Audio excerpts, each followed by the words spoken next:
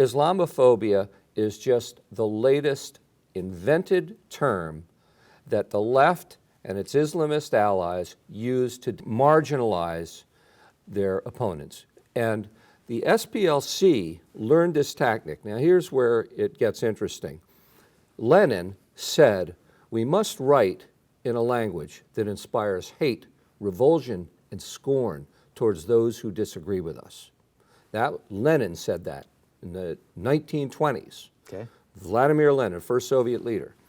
They pushed that narrative out to the communist parties of the world throughout the following decades, saying, if your opponents give you too much trouble, call them Nazis. Call them anti-Semites. Call them any name. Call them any name that already is associated with a bad smell in the public mind, and after a while it would become true in the public mind. So how does this SPLC fit in? I'm getting to it. I'm getting to it. So Herbert Marcuse was a member of the Communist Frankfurt School in Frankfurt, Germany, came to the United States, took over the Columbia Teachers College, and began teaching future college professors all the radical Marxist, cultural Marxism, that what we now know as cultural Marxism. Which has pretty much taken over teachers' colleges. Absolutely. Marcuse created a concept called partisan tolerance, which is tolerance of the left ideas only and complete intolerance of the right. His definition included intolerance right down to thought. So in other words, his plan was, he said that the left didn't get enough publicity in the 60s. And so in order for the left to get its ideas across, there had to be a complete suppression of ideas that opposed it, just like what Lenin said, right? So it was complete suppression of ideas from the right and allowance only of ideas to the left. It became known as partisan tolerance. Marcuse worked very closely with Julian Bond, which was the co-founder and lifelong board member of the Southern Poverty Law Center. Okay? Worked closely. They co-founded In These Times, communist newspaper.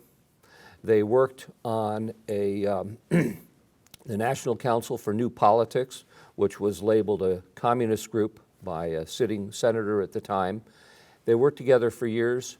Marcuse mentored Angela Davis. Okay. Julian Bond very much supported Angela Davis, even writing the foreword to her book. And so they worked for years. And this is the beginnings of the extreme radicalism that led to the SPLC. Marcuse's partisan tolerance was transferred to the Southern Poverty Law Center, and it became the institutional home for that strategy of silencing opponents. And that's what it's been ever since. They just label people, you're haters. A hate group. You're a hater. And so they just try and cut you off. So with that, weren't they just recently discredited? Washington Post ran a story. They have a bad history of treating their employees badly. There are other things too, right? So much.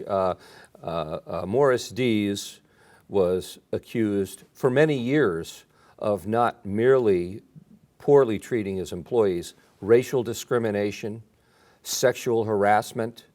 I read his divorce papers from the 70s. What he did to his wife and his family is almost indescribable, at least according to them. Yeah, and yet this group has amassed $500 million. $500 million. $500 million. And they keep it offshore. They keep a lot of it offshore. Yep, and they had said when they reached 50 million in assets, they were going to quit because that would be enough. But they don't quit. They just keep raising money. And Morris Dees was making about $350,000 a year. He was doing quite well.